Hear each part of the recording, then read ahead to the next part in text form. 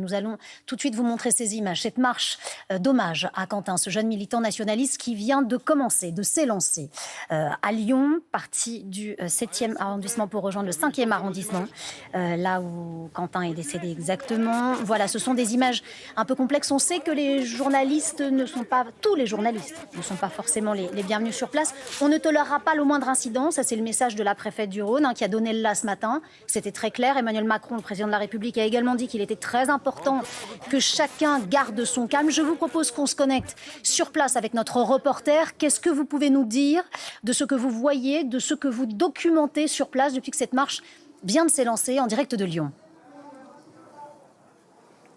Eh bien, écoutez, vous le voyez, en effet, la marche qui est en train de s'élancer au moment où l'on se parle. Organisation un petit peu compliquée pour être totalement transparente avec vous, à part quelques médias qui ont été sélectionnés. Les journalistes sont tenus à l'écart de cette marche. Il y a un cordon qui a été effectué par les organisateurs et la majorité des médias restent tenus à l'écart. Donc c'est très compliqué pour nous de pouvoir faire des images, d'échanger éventuellement avec les personnes qui sont présentes là en ce moment dans la marche. Voilà ce cortège qui va s'élancer, qui rassemble beaucoup de monde. Alors c'est difficile à évaluer pour l'instant, plusieurs centaines de personnes qui sont mobilisées ici. Il y a des familles, des parents qui sont venus aussi et beaucoup de jeunes mobilisés. Vous savez, pour cette marche, cet appel a largement été relayé sur les réseaux sociaux de l'ultra-droite. Il y a également des amis proches de Quentin Derenque qui ont fait des prises de parole.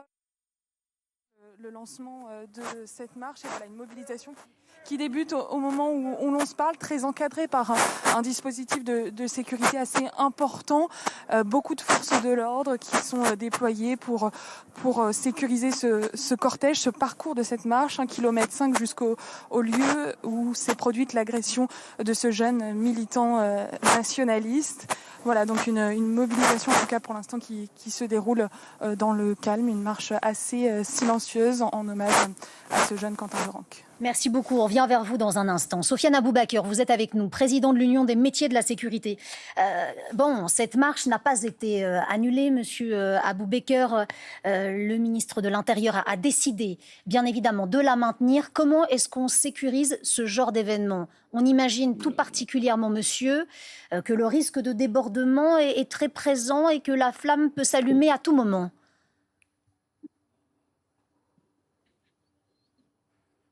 Monsieur Aboubaker, est-ce que vous nous entendez? Bon, avec moi autour de ce plateau, Jean-Baptiste Juillard. Bienvenue, monsieur. Professeur agrégé, docteur en philosophie. Vous êtes spécialiste de violences politiques. Ces images, qu'est-ce qu'elles... je n'ai vraiment pas envie d'utiliser ce terme. Qu'est-ce qu'elles vous inspirent, mais qu'est-ce qu'elles révèlent, en tout cas, de notre société aujourd'hui?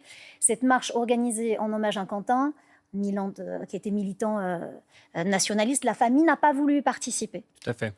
Elle révèle déjà une émotion qui est bien compréhensible et légitime après cet événement, puisqu'il faut quand même rappeler que ça faisait plus d'une décennie qu'il n'y avait pas eu un assassinat politique dans ces circonstances. Maintenant, vous l'avez rappelé... Vous dites assassinat politique, assassinat nécessite préméditation. Oui, alors dans ce cas, je vais attendre la qualification. Voilà, on parle ici de d'homicide volontaire pour certains intervenants et de complicité d'homicide volontaire pour d'autres. Le dernier événement similaire, mais là avec aussi une dimension judiciaire différente, c'était l'affaire Clément Méric, où là l'intention de tuer n'avait pas été retenue. En tout cas, ce qu'on peut espérer effectivement, c'est qu'il n'y ait pas de débordement et le dispositif de sécurité a l'air ici conséquent. Bon, on va retourner vers notre invité, Sofiane Aboubaker, qui est donc président de l'Union des métiers de la sécurité. Monsieur Aboubaker, je vous demandais comment on sécurise ce genre d'événement, parce qu'on imagine que c'est la marche sécurisée tout le long de cette marche, donc 1,4 km, mais aussi les alentours. C'est notamment qu'il y a la présence de drones. Qu'est-ce que vous pouvez nous dire à ce sujet ? Alors, il y a deux choses qu'il faut savoir quand on protège ce genre de manifestation.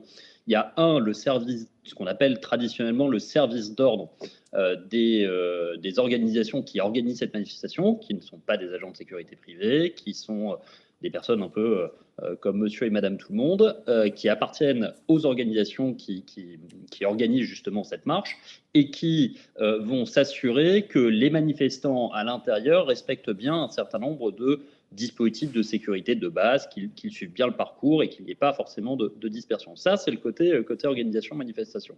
Côté sécurité publique, il y a naturellement les services de police et de gendarmerie. On parle de plus de 540 compagnies, CRS et gendarmes mobiles mobilisés. Et eux, leur travail, c'est naturellement de pouvoir s'assurer que cette manifestation se déroule dans le calme, qu'il n'y ait pas de débordement.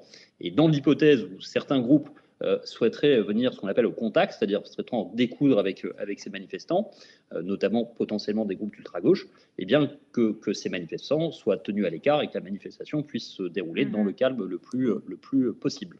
La préfecture nous dit que 2 drones ont donc été déployés pour pouvoir suivre cette marche tout du long, 1,4 km. On vous le rappelle, ça n'est pas une marche qui va donc durer normalement très longtemps, bien qu'elle ne se soit pas encore complètement élancée, comme les images le prouvent à l'instant. Néanmoins, Sofiane Aboubeker, on imagine forcément qu'il y a du renseignement en amont avant d'autoriser ce genre de marche. Comment est-ce que travaille le renseignement pour savoir qui sera là, quels sont les risques attenants, comment justement on modifie, on amplifie toute la sécurisation des lieux et des alentours?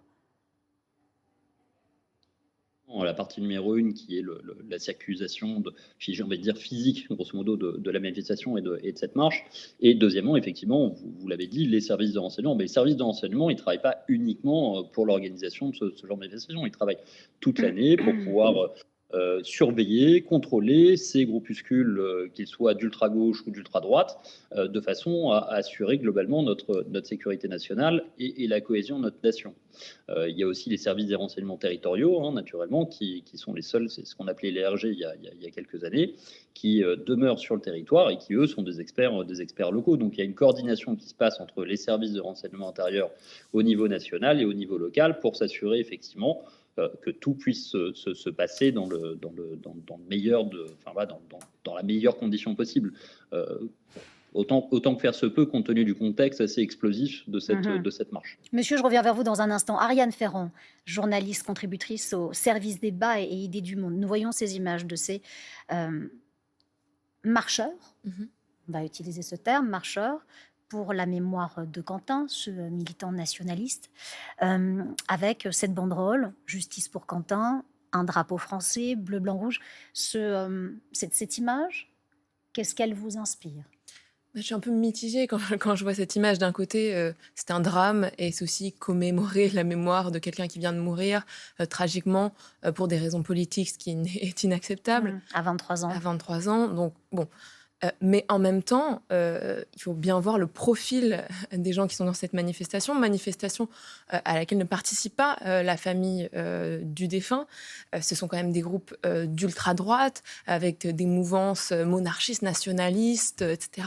Des mouvances locales comme Héritage Lyon, Audace Lyon. Il y a le groupe qui se revendique féministe, mais qui est féministe identitaire, Némésis, dont on a beaucoup parlé parce qu'ils étaient à l'origine, en tout cas, de l'interruption de la conférence de Rima Hassan. Donc on en a beaucoup parlé ces derniers jours, qui sont aussi très présents. On a l'Action française, il faut bien voir ce que c'est l'Action française dans notre pays, qui a été créée au moment de l'affaire Dreyfus, à la fin du 19e siècle, qui historiquement fustigeait ce qu'ils appelaient l'anti-France, donc les métèques, les juifs, les francs-maçons, etc. Donc c'est quand même... Ce qui vous interpelle, c'est plus en réalité le fond plutôt que la forme. C'est-à-dire c'est ce que vous nous dites aujourd'hui. Oui, c'est-à-dire qu'il faut bien voir que ce qui est en train de se passer là, malgré tout, c'est aussi une démonstration de force, de groupuscules d'ultra-droite qui sont en train de montrer qu'ils existent, qu'ils sont nombreux, qu'ils sont pluriels et qui s'imposent un petit peu aussi dans l'espace public. On dit qu'il y a des groupes européens, qu'il y a des gens qui viennent de toute l'Europe aussi dans cette manifestation. Donc il y a un peu les deux. Il y a un moment d'hommage, mais en même temps, il faut bien voir le profil des personnes qui sont présentes. François Cusset, historien des idées, nous rejoint. Merci, monsieur, d'être avec nous. Historiquement, cette banderole « Justice pour », en l'occurrence la justice pour Quentin, ce drapeau bleu, blanc, rouge, ces images, etc. Que nous raconte historiquement ce slogan, monsieur ? Le slogan lui-même, pas grand-chose, mais effectivement, pour aller dans le sens de ce qui vient d'être dit, on a d'un côté la mort tragique de ce jeune militant, bien sûr, inacceptable et inexcusable, et de l'autre, une opération de récupération politique d'un côté par l'extrême droite, on va dire parlementaire, officielle, qui a du coup diabolisé, voulu même tendre un cordon sanitaire contre la France insoumise. Enfin, on a vraiment une opération qui inverse la réalité politique, puisque la violence d'extrême droite, y compris celle qui tue, enfin la violence politique qui tue, elle est à l'extrême droite. Et d'autre part, comme ça vient d'être dit, on voit converger à Lyon dans cette manifestation, calme bien sûr pour l'instant, effectivement des groupuscules, des milices néofascistes, néo-nazis, traditionnalistes, catholiques, toutes sortes de groupements de toute la France et de toute l'Europe. La vérité, c'est que c'est plutôt dans les rues adjacentes ou dans les heures qui vont suivre ou les jours qui vont suivre que d'éventuels débordements pourraient avoir lieu ou d'éventuels actes de revanche politique, entre guillemets, tout à fait inacceptables. Et Monsieur non pas Cusset, je me dans permets ce juste d'intervenir défilé sur ce que vous nous dites, bien sûr, avant de vous réinterroger sur ce slogan qui, je pense, devrait être interprété autour de ce plateau. Mais vous avez dit un instant, la violence politique qui tue est à droite. Hein. C'est bien ce que vous avez dit. Peut-être est-il important de préciser que ça n'est pas le cas aujourd'hui et que quand on parle de groupuscule, on parle d'ultra, que ce soit à droite ou à gauche. C'est très important de rester factuel. Allez-y, bien sûr, Ariane Ferrand. Une de mes collègues au Monde a interrogé cette semaine Isabelle Sommier, qui est sociologue, qui s'intéresse justement aux violences politiques et qui montrait qu'on a une recrudescence de la violence politique ces dernières années, un nombre d'agressions qui a été multiplié par 2, un nombre d'affrontements qui a été multiplié par 5. Et ce qu'elle montre quand même, c'est que sur les agressions politiques, de 2017 à 2022, si je ne dis pas de bêtises, on a 60% qui sont du fait de l'extrême droite, là où 25% sont du fait de l'extrême gauche. Donc bien sûr, en l'occurrence, c'est du fait de l'extrême gauche. Et bien sûr, même ces dernières années, on voit les deux, mais majoritairement, et notamment celle qui tue, c'est majoritairement l'extrême droite quand même. Mais posons-nous une question sur cette recrudescence de la violence en politique. C'est toute la démonstration qui est faite aujourd'hui avec des victimes collatérales de chaque côté. Dramatiquement des jeunes qui tombent pour leurs idées politiques aujourd'hui. J'aimerais qu'on revienne sur ce slogan. Permettez-moi de reposer cette question. Un slogan qui est fréquent en manifestation. Lorsque quelqu'un décède, on demande justice pour cette personne. Comment est-ce qu'on l'interprète ? Ce slogan, c'est toujours une défiance, avec le sous-entendu que la justice telle qu'elle fonctionne n'arrivera pas à une décision qui est conforme à celle que l'on espère. Et donc c'est pour ça qu'il y a toujours un danger quand on réclame justice pour quelqu'un, à ce que certains revendiquent eux-mêmes l'exercice de la justice. On a vu que la réaction judiciaire a tout de même été rapide. Il faut aussi comprendre pourquoi il n'y a pas forcément eu tout de suite des interpellations. Elles ont eu lieu maintenant.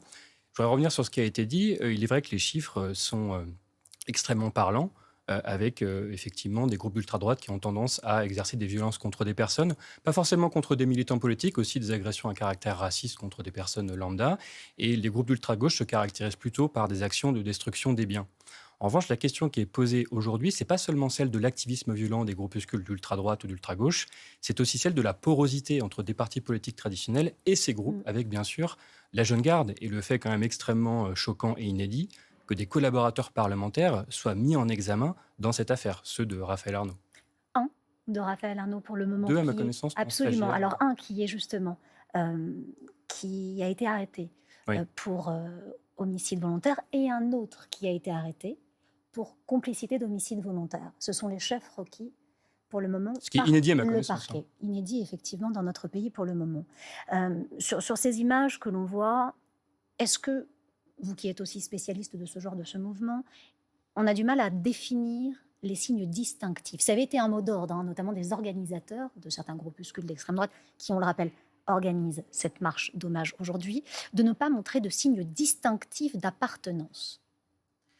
Oui, enfin, je pense que de la même manière, le Rassemblement national n'a pas voulu se rendre à cette manifestation parce qu'ils avaient aussi peur de ce type de signe d'appartenance, que c'est compliqué, par exemple pour le Rassemblement national, qui pendant une semaine a essayé d'expliquer qu'à la différence de la France insoumise, ils avaient rompu tout lien avec des groupuscules violents. On va citer Jordan Bardella, justement parce que vous l'évoquez.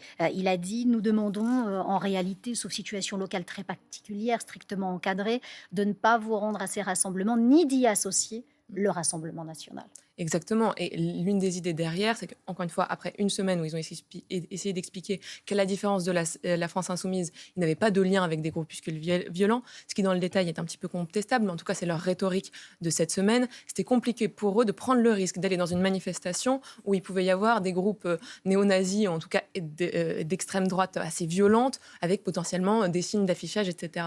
Donc la question du signe d'affichage est en tout cas au cœur aussi de cette manif. François Cluzet, de ce que vous voyez, monsieur, de ces images qui nous parviennent en direct depuis cette marche de Lyon, qu'est-ce que ces manifestants vous évoquent? On leur a demandé de ne pas se cagouler, certains le sont, mais beaucoup sont aussi à visage découvert, pas de signes distinctifs, en tout cas on ne peut pas apercevoir les bras, pas de tatouages, pas d'autres banderoles pour le moment de ce que l'on aperçoit, de ce que l'on documente, que Justice pour Quentin. Dites-nous, monsieur.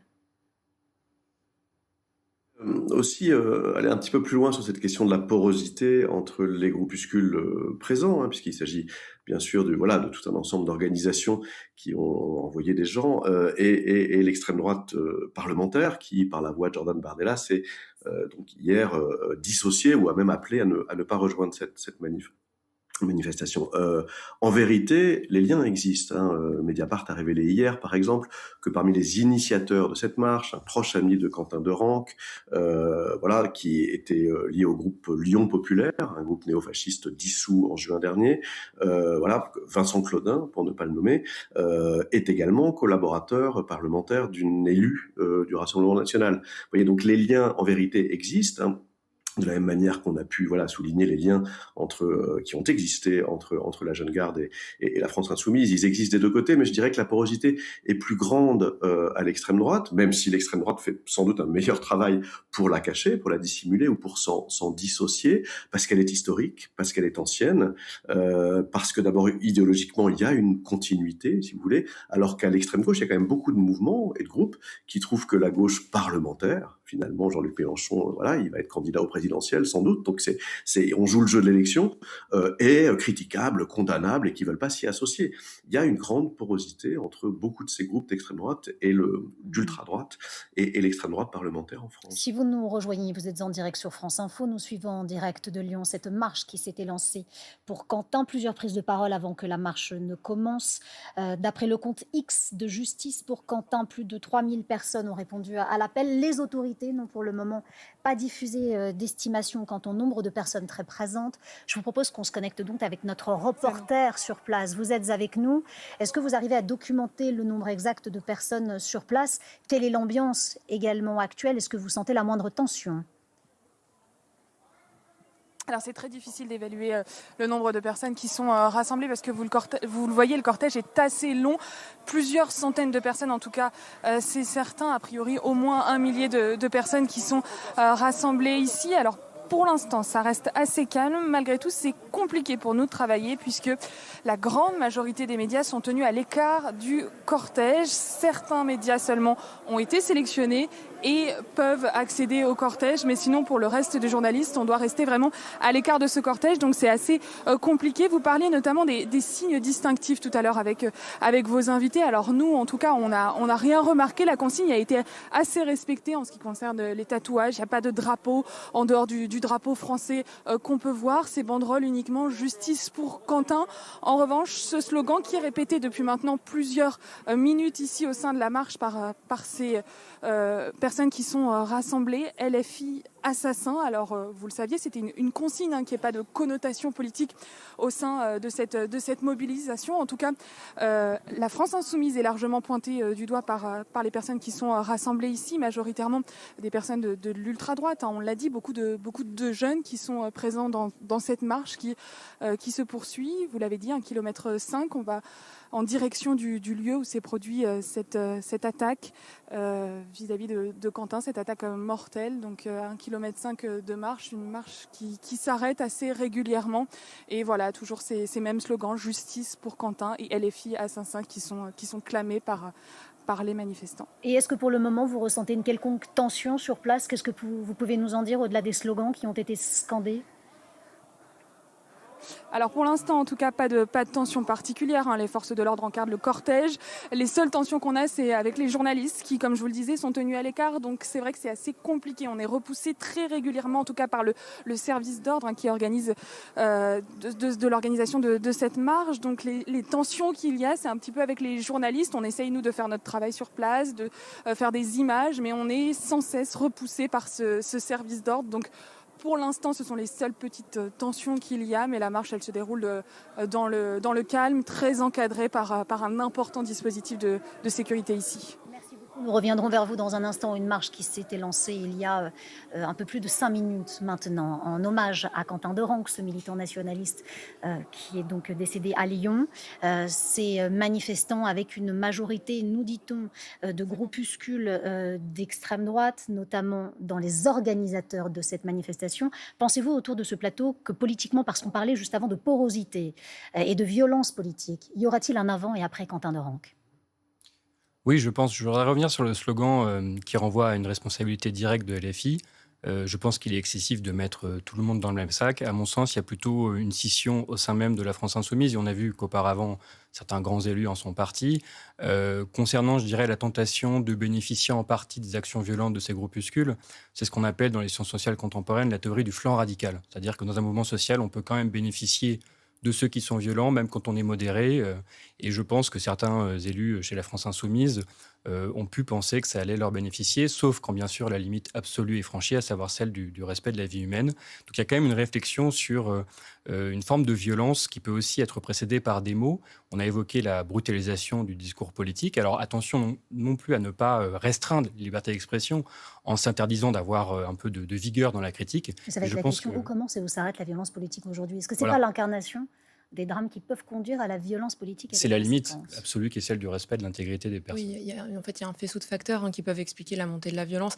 Bien évidemment, la brutalisation du champ politique et la violence des mots, le fait qu'on perçoive son adversaire comme un ennemi, ça tend énormément le champ politique et potentiellement par ricochet, ça peut mener à une violence concrète et physique. Par ennemi, vous sous-entendez ces sémantiques guerrières qui sont parfois utilisées dans ces débats? Oui, très guerrières. Vraiment, c'est pas simplement des adversaires, c'est des ennemis à abattre. À abattre, je dirais peut-être pas jusque-là, pas physiquement, mais vraiment le fait d'avoir une opinion différente est vu comme quelque chose de terrible dans une partie de la sphère politique. Donc on a cette brutalisation-là. Et on a en parallèle d'autres phénomènes, notamment les réseaux sociaux qui contribuent à une montée de la violence. Bon, ça, c'est un peu un premier point. Mais pour répondre à votre question précédente, qui est l'avant, l'après, bon... il y a aussi un avant et un après qui peut être lié à l'instrumentalisation politique qui est faite de ce drame. Et quand même, ce qu'on a vu cette semaine a été d'une rapidité folle. Ça aurait été inimaginable, il n'y a pas longtemps, il y a quelques semaines, de parler de cordon sanitaire, que le Rassemblement national parle de cordon sanitaire et de front commun face à la France insoumise. On a une dédiabolisation du Rassemblement national. Le cordon sanitaire, ancêtre du Front républicain. Ancêtre du Front républicain et qui était jusqu'ici dédié uniquement au Rassemblement national. Et on a eu une évolution où... pardon, alors peut-être que je vous laisse... Non, allez-y, terminez on votre a phrase. eu une évolution où, déjà avec le 7 octobre, l'antisémitisme, qui était une marque du Rassemblement national, est devenu, en tout cas avec la rhétorique de l'extrême droite, une marque de l'extrême gauche. Et maintenant, les groupuscules violents, qui étaient une marque de l'extrême droite, sont devenus aussi une marque de l'extrême gauche. Et bien évidemment, on continue d'en parler en direct autour de ce plateau parce qu'on suit cette marche à Lyon organisée par des groupuscules d'ultra-droite en mémoire de Quentin Derenc, ce militant nationaliste. Donc, les essentiels de l'actualité avant de revenir sur le terrain. C'est avec vous, Johanna Sittruck. Bonjour Jeanne, bonjour à tous. À la une de l'actualité, cette marche, vous en parliez, qui s'était lancée à Lyon en hommage à Quentin Derenc, le militant nationaliste mort la semaine dernière après des affrontements avec des antifascistes. Au total, plusieurs centaines de participants sont présents, encadrés par un important dispositif de sécurité. Les autorités redoutent une contre-manifestation de l'ultra-gauche. Écoutez ce témoignage recueilli par notre reporter sur place. Je suis une maman de jeunes comme Quentin et voilà, je viens juste en tant que maman. C'est pas politique, ça n'a rien à voir là-dedans, c'est juste un enfant qui ne devait pas terminer sa vie sur un trottoir. Voilà. Je ferai attention, bien sûr, je serai vigilante, mais non, j'ai pas peur. Non, je veux être là. Et puis, en espérant que tout se passe bien, parce qu'il faut juste être intelligent. Jour J pour le salon de l'agriculture inauguré par le chef de l'État Emmanuel Macron qui s'est entretenu avec les différents syndicats malgré un accueil légèrement mouvementé. Il faut dire que cette année le contexte est tendu, marqué par le Mercosur et la crise de la dermatose nodulaire. Pour la première fois, aucun bovin n'est présent sur place. À la une également, les crues exceptionnelles se poursuivent sur une partie du territoire, notamment dans l'ouest du pays. Les pluies se sont calmées, mais 3 départements restent en vigilance rouge. La Loire-Atlantique, le Maine-et-Loire et la Charente-Maritime. Dans certaines villes, l'eau continue de monter. C'est le cas par exemple à Angers, où aucune amélioration n'est prévue avant la semaine prochaine. Une alerte enlèvement a été déclenchée ce matin pour retrouver 3 enfants de Seine-Saint-Denis, Éline, 2 ans et demi, Naël, 18 mois et Dalia, âgée de seulement 6 semaines, qui auraient besoin de soins fréquents. Selon le ministère de la Justice, ils ont été enlevés par leurs parents alors qu'ils devaient être placés à l'aide sociale à l'enfance. 2 membres de la famille soupçonnés de complicité sont en garde à vue. Et puis un mot des Jeux Olympiques de Milan-Cortina. Les Français Emilie Harop et Thibaut Anselmet ont décroché la médaille d'or du relais mixte de ski alpinisme. Ils ont fait toutes leurs courses en tête, en devançant donc les duos suisses et espagnols. Des récompenses sont également sur le biathlon Mastart. Océane Michelon décroche le titre de championne olympique et Julia Simon s'offre l'argent. Voilà pour les essentiels. Merci beaucoup, Johanna Citruc. Nous aurons le plaisir de vous retrouver dans moins de 30 minutes pour un journal très complet. Retour sur le terrain. Nous sommes à Lyon, en direct, où nous suivons cette marche organisée par des groupuscules d'ultra-droite, en mémoire à Quentin Derengue, ce jeune militant nationaliste. Et sur place, nous retrouvons notre reporter. Merci d'être avec nous. La marche s'était lancée il y a un peu plus de 15 minutes maintenant. Des slogans commencent par ailleurs à être scandés. Qu'est-ce que vous pouvez nous en dire? Qu'est-ce que vous documentez sur le terrain? En effet, plusieurs slogans qui sont scandés maintenant par les participants à cette marche. Alors, justice pour Quentin, qu'on entend très largement depuis maintenant plusieurs minutes. Vous l'entendez même en ce moment sur notre micro. Et puis également d'autres slogans qui sont scandés par ces manifestants. LFI assassin, Antifa assassin. On a également entendu. Et il y a quelques minutes également les participants qui scandaient Jeune Garde en prison, libérée Lyon. La Jeune Garde, vous savez, c'est ce mouvement antifasciste qui serait impliqué en tout cas dans l'agression du jeune Quentin Derengue. Voilà ici cette marche en tout cas qui se poursuit avec beaucoup d'arrêts. Vous le voyez sur nos images en ce moment, beaucoup de personnes qui sont rassemblées, plusieurs centaines de personnes ici sur place, beaucoup de jeunes. Évidemment, c'est un appel qui a été largement relayé sur les réseaux sociaux d'ultra-droite ici à Lyon. Et puis, il y a également parmi les participants des parents qui ont été très touchés par ce qu'il s'est passé, également des familles. On a vu des personnes avec des enfants. Voilà, une marche qui se déroule dans le calme, très, très encadrée par un important dispositif de sécurité, beaucoup de CRS, de la gendarmerie mobile également qui encadre ce cortège pour qu'il n'y ait aucun débordement et surtout aussi pour qu'il n'y ait aucune personne éventuellement antifasciste ou de l'ultra-gauche qui puisse venir se mêler à cette marche qui se poursuit en direction du lieu où s'est produite l'agression du jeune militant nationaliste. Merci, nous reviendrons vers vous dans un instant. Sofiane Aboubaker, qu'est-ce que ces images nous racontent justement de cet important service de sécurité mis en place pour faire en sorte que cette marche se déroule le plus sereinement possible?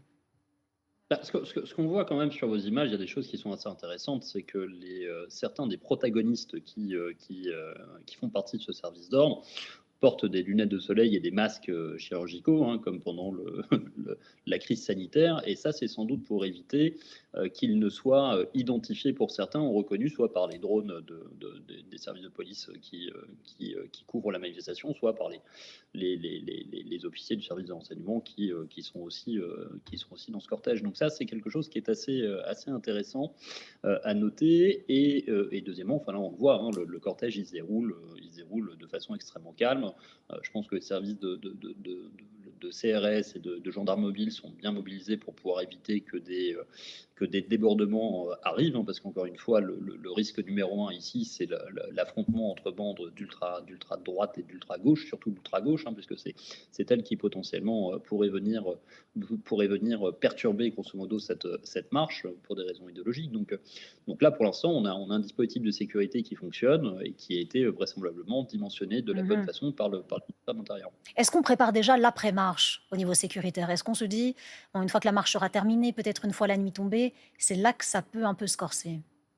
Bien entendu, et c'est pour ça que les services de renseignement travaillent, et c'est pour ça que les effectifs qui ont été mobilisés par le ministère de l'Intérieur pour assurer la protection de cette manifestation, qu'elle se déroule dans le calme, resteront vraisemblablement sur site à Lyon pour pouvoir s'assurer et éviter tout débordement. Encore une fois, les méthodes des bandes d'ultra-gauche ou d'ultra-droite, d'un point de vue violent, ce sont exactement les mêmes. On reste dans des tentatives d'affrontement, dans de la provocation qui malheureusement, aboutit au décès de protagonistes par moment. En fait, mais les méthodes que les deux emploient sont exactement les mêmes méthodes. Merci beaucoup, Sofiane Abouhar, d'avoir été avec nous en direct sur France Info aujourd'hui. François Cousset, cette question, forcément, bien évidemment, autour de la politique. On voit qu'il y a un message qui a été donné au niveau des partis politiques de droite, notamment, et de la droite plus radicale, de ne pas assister à cette marche pour Quentin, car pas organisée par la famille, donc pas de marche blanche, très sémantiquement. Qu'est-ce que ça peut aussi révéler de la politique de nos jours? Alors on va voir qui seront tout de même les frondeurs, hein, les politiques qui seront dans la marche. On va pouvoir le voir au fur et à mesure. Mais qu'est-ce que ça révèle tout de même des mouvements politiques plutôt de droite et de droite radicale aujourd'hui, mais pas que? La vérité, c'est que c'est un moment de bascule politique, cette séquence entière, hein. Il y a d'un côté une tension qui est montée graduellement, hein, depuis plusieurs années entre les groupuscules antifascistes et les groupuscules d'ultra-droite, mais de l'autre côté, il y a un moment très intense actuellement de récupération politique directe. Donc le RN a beau dire qu'il n'en voit personne et qu'il n'a finalement rien à voir directement avec cette manifestation d'hommage. Bien sûr que c'est un acte politique. Vous savez, j'ai lu là, le reporter du Monde signale qu'une camionnette est arrivée avec des tracts sont distribués aux manifestants où il y a écrit Quentin tué par la milice de Mélenchon. Vous voyez l'inversion de la réalité politique et l'inversion du vocabulaire politique qui a lieu, hein. Milice, mot de triste mémoire, qui évidemment a plus rapport avec le régime de Vichy et la Deuxième Guerre mondiale qu'avec aujourd'hui, et qui est employé en quelque sorte à l'envers pour désigner Alors, pour la être tout à fait précis, les reporters du Monde disent que cette camionnette est arrivée en amont de cette manifestation pour effectivement distribuer des tracts sur lesquels on pouvait lire Quentin tué par la milice de Mélenchon. C'est ce que rapportent les reporters du Monde. Mais je vous laisse poursuivre, François Cuisset. Voilà, ce qu'il faut vraiment comprendre, c'est ce moment d'inversion politique. Vous savez, depuis une semaine, on a même entendu des gens, et pas seulement à l'extrême droite, même à droite, dire que finalement, c'était les antifas ou les antifascistes qui eux-mêmes avaient des méthodes et peut-être même des principes fascistes, hein. Donc on est dans un moment en quelque sorte, d'inversion, de délire politique qui passe finalement très facilement puisqu'il est soutenu assez directement, y compris par le gouvernement, lorsque le garde des Sceaux a immédiatement pointé la responsabilité de LFI avant même le début de l'enquête. Enfin, vous voyez, donc il y a une opération effectivement d'isolement politique et de culpabilité politique de la gauche, désormais appelée extrême gauche dans le champ français, sans qu'on connaisse les résultats de cette enquête, et alors même que les conséquences directes de cette manif et de ces tensions vont être très pénibles, surtout et avant tout pour les antennes des partis de gauche, pour les militants sexuels, antiracistes, écologistes, pour tout ce que la gauche compte de mouvements non violents qui vont être dans le collimateur de ces groupes d'ultra-droite. Merci beaucoup d'avoir été avec nous, François Cuisset, pour décrypter cette marche à la mémoire de ce militant nationaliste Quentin. Autour de ce plateau, cette question, toujours autour de la porosité politique, c'est bien évidemment ce qui va, au-delà de ce drame, faire en sorte que notre pays ira dans une direction ou dans une autre, forcément, politiquement. Si nous sommes à la jonction des chemins et autour de cette porosité, comment appeler à la responsabilité des uns et des autres? Comment faire en sorte que cette violence du débat politique qu'on a évoqué un peu plus tôt, ensemble, autour de ce plateau, puisse redescendre d'un niveau pour que la démocratie, en fait, prenne le dessus? Il faut appeler à redescendre d'un cran. Mais c'est pas du tout ce qui est fait finalement. Parce que même en stigmatisant très violemment LFI, qui a fait une faute morale ici, mais même en le stigmatisant à ce point-là, ce que fait beaucoup la droite et la Macronie, finalement, ça n'apaise pas particulièrement le débat. De la même manière que quand les macronistes, finalement, font un ni Rassemblement National, ni LFI, finalement, c'est encore une fois, l'idée de mettre et qualifier d'extrême droite et d'extrême gauche leurs opposants, c'est un peu, encore une fois, cette idée de dresser en ennemi quelqu'un qui ne serait pas d'accord avec vous. Et parce qu'on arrive à la fin de cet entretien, j'aimerais vous montrer une image. Il s'agit de l'hôtel de région de Lyon, sur lequel a été affichée la photo de Quentin. La dernière fois qu'une image avait été affichée ces dernières semaines sur cet hôtel de région de Lyon, il s'agissait de Boualem-Sansal. On a pu voir la photo de Quentin. Certains, dont Jean-Michel Aulas, qui est dans cette course à la mairie de Lyon, parce que vous n'êtes pas sans ignorer que bientôt ce sont les municipales qui vont se jouer, a demandé à Grégory Doucet, le maire de la ville, de faire la même chose. Il a refusé. Qu'est-ce que vous pensez du fait qu'on affiche une photo sur un hôtel de région et que d'autres refusent de jouer ce jeu, entre guillemets, de faire de même? Vous l'avez rappelé, il y a un contexte aussi électoral et je pense qu'il faut vraiment se méfier de la hâte avec laquelle on interprète ou on prend des décisions. Il faut vraiment essayer de comprendre le moment politique dans lequel nous sommes. Et là, avec les municipales, il y a aussi le sujet de la violence contre les élus. Et parfois, ce sont des groupes ultras qui sont à l'origine de la violence contre les élus. On peut attendre un sursaut et que les partis traditionnels se mettent d'accord pour sans ambiguïté non seulement condamner la violence dans les mots, mais aussi empêcher par des actes que des violences soient commises au nom de certaines idées politiques. Merci beaucoup de m'avoir accompagné, bien évidemment, pour commenter cette marche, on vous le rappelle, qui se joue en direct à Lyon. Marche organisée par des groupuscules d'ultra-droite en mémoire de Quentin Derenc. Marche à laquelle n'est pas associée la famille de ce jeune militant nationaliste. À Lyon, justement, notre reporter sur place. Qu'est-ce que vous pouvez nous dire maintenant de cette marche, de son organisation, des slogans, des personnes présentes sur place, alors que vous la suivez maintenant depuis près de 30 minutes? Eh bien, écoutez, vous voyez ces manifestants qui sont en train de défiler, cette marche qui se poursuit dans le calme, pour l'instant, en tout cas, avec différents slogans qui sont scandés depuis plusieurs minutes maintenant. Justice pour Quentin, LFI assassin, Antifa assassin, ce sont les principaux slogans que l'on entend ici. Plusieurs centaines de personnes qui sont rassemblées, qui défilent et qui demandent donc justice pour Quentin. Alors parmi les personnes qui sont présentes, il y a énormément de jeunes. Vous le savez, cet appel à se mobiliser, à rendre hommage à Quentin Derenc a été largement relayé sur les réseaux sociaux de l'ultra-droite ici à Lyon. Mais il y a aussi des familles qui sont venues avec des enfants et puis des parents qui étaient très touchés par ce qu'il s'est passé à ce jeune militant nationaliste. Alors, c'est compliqué un petit peu pour nous au niveau des journalistes de travailler puisqu'on est tenu assez à l'écart de cette marche. Il y a un important cordon de sécurité au-delà des CRS qui sont mobilisés, mais au niveau de la sécurité de cette organisation qui a été déployée, qui fait un cordon de sécurité autour de cette marche, et on est tenu assez à l'écart. Seuls quelques médias ont été sélectionnés et peuvent déambuler librement au sein de cette marche. Voilà, une mobilisation qui se déroule dans le calme. Vous le voyez, certaines personnes qui sont tout de même masquées avec des lunettes pour d'autres. C'était un appel qui avait été fait de ne pas venir justement masqué, qui n'a pas été respecté par tout le monde. Et vous voyez là sur cette banderole en ce moment à l'image, l'extrême gauche tue, c'est ce qui est inscrit. Là aussi, c'était une consigne pour l'autorisation de cette marche, qu'il n'y ait pas de connotation politique, visiblement qui n'est donc pas respectée puisque l'extrême gauche en tout cas est largement visée comme LFI, jugée responsable ici en tout cas par ces militants de cette agression du jeune Quentin Derenc. Et on continue de suivre cette marche en direct, bien évidemment, sur France Info.